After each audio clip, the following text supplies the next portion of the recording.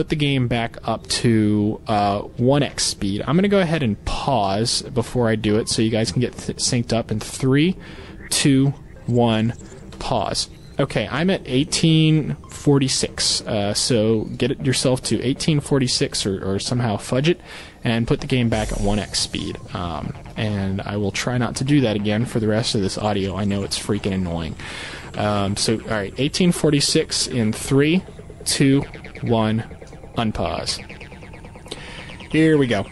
Okay, another thing Fav is doing, if you look at his gargoyles, he's only got 1 armor right now, but he's going to go up to 3 armor. I did some tests on this, and I found that actually a gargoyle with 3 armor will survive 1 hit from a bat and have about 30 hit points left. So basically, if 1 bat explodes, at that point, if all your gargs are at full health, he hasn't killed anything. Now, of course, there will be more bats, but we're going to talk about that in a minute, the next time these two guys decide to duke it out. I mentioned shades. Fav has wisely started getting shades. He's kind of left his ghouls out of that. I believe he left his ghouls out of that battle. Or maybe he brought him. I don't remember. So my apologies. Just something to watch out for is that that ghouls will die incredibly fast to wyverns. So unless you're doing something like Fiend Ghoul, if you've decided to go air, don't take like the 3 or 4 guards you have with you in the battle, because they're just going to die instantly. They're going to give your opponent experience, and then when you need lumber, you're going to have to rebuild the poor things. So that's really no good. But I mentioned building shades. Fav does have a shade. You almost always are going to need shades late game versus Orc, because either he went Farseer first, and he's going to have the Invisible Wolves, which will screw your Acolytes over, among other things, or he's going to have a Blade Master, which will screw just about anything, especially if you can't see him coming. So, yeah, definitely remember the shades late game versus Orc, and you will be able to get those shades more easily if you do not suicide your ghouls against wyverns. So if the little guys are just going to get killed, remember to leave them in your base. Okay, let's see. Fav is shade scouting. I won't spoil what's going to happen. I think he's just going to go take his army and sort of scan the rest of the base. I take that back. I think he may have he's already seen Jout building something in the lower left-hand corner of the map. If you look at his point of view with the Fog of War on, you can see he spots that there's a tower there. So he's actually going straight to take care of that, and he's just using the shade to kind of keep an eye on where Jout's army is, which is always good information to know. In general, you don't want to let the Tauren Chieftain get up to level 5 quite so easily. That's one of the things. It's not really that Fav made a mistake. He just didn't really have a choice. It being Lost Temple, he wasn't really able to find his opponent's army and continue harassing him. He just didn't have the muscle to do that. But in general, if you can prevent the Tauren Chieftain getting into a very high level, you will be a little bit better off. However, now that has happened and the TC is way up high, that's another reason that Jout has switched to air, because that level 3 stomp pretty much owns anything you can do. Okay, watch this. Gargs, as soon as his opponent town portals in and one of the bats goes off, Fav immediately stone formed his Gargs. It's a really cool move. It basically prevents multiple bats from exploding at once. He's also using frost armor on his Lich, which is a very, very clever move. Against Orc at this point, you normally use frost armor to try and keep your fiends alive, but in this case, when your opponent has massed up a whole lot of wyverns, it's not a bad idea to use frost armor to keep your heroes alive, because as I'm sure you guys know, frost armor can kill heroes unbelievably fast. Just there, Fav used Stone Form again, because he had a bat coming in and he wanted the bat to not hit any of his gargoyles. It actually ended up going off on one of the destroyers, but the destroyers don't die very quickly to bats, especially when they have level 3 armor. So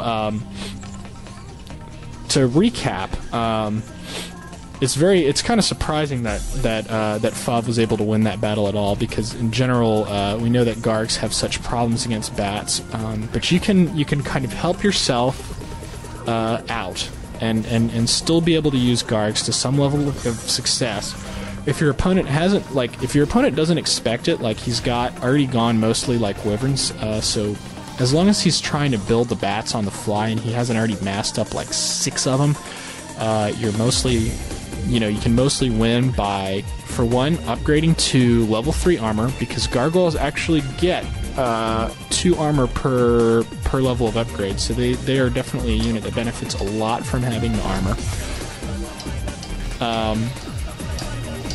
And let's see, you can use stone form to prevent multiple bats from hitting at the same time. Going into stone form, you may think that would block the bat attack, but you are mistaken if you were thinking that Bat's Unstable Concoction is a spell or magic effect, because it is not, or it would not hit destroyers.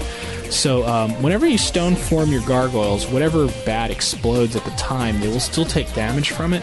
The thing is the bats are never going to be able to explode at exactly the same time. So basically when you stone form, only 1 or 2 of them are going to be able to go off. So that means that your gargoyles won't all evaporate in a mess of splash damage. Then, once you unstone form them, it's going to be a little bit harder for your orc opponent to target them, because gargoyles and wyverns and everything really clutter the hell up out of the battlefield. So it's just an opportunity to take advantage of the fact that it's hard for your opponent to micro in that situation.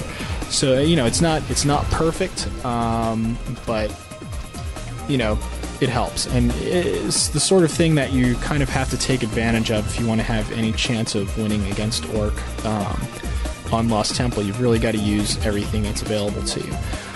Now, Jout is being I'll try not to say anything bad about him. I really hate it when people build a lot of towers. However, I mean, I can't blame him for doing it, because it's really pretty smart of a thing to do at this point in time. His opponent has like bats and destroyers, so anything. I mean, he's lost a battle, but in general, I think he has a little bit of an economic advantage, because he has managed to get another expansion up. So. What all Fav can do against this, as you can see, is just kind of sit in the back and try and nuke Jout's heroes. Jout has really basically given up on making an army at this point. He's just going to kind of blow it all on towers. So because obviously his army got beat down. However, let's go ahead and watch at how Fav deals with this. If you're an undead player, you hate meat wagons. We all hate meat wagons. They really are a slow, expensive, and very, very, very easy to kill unit.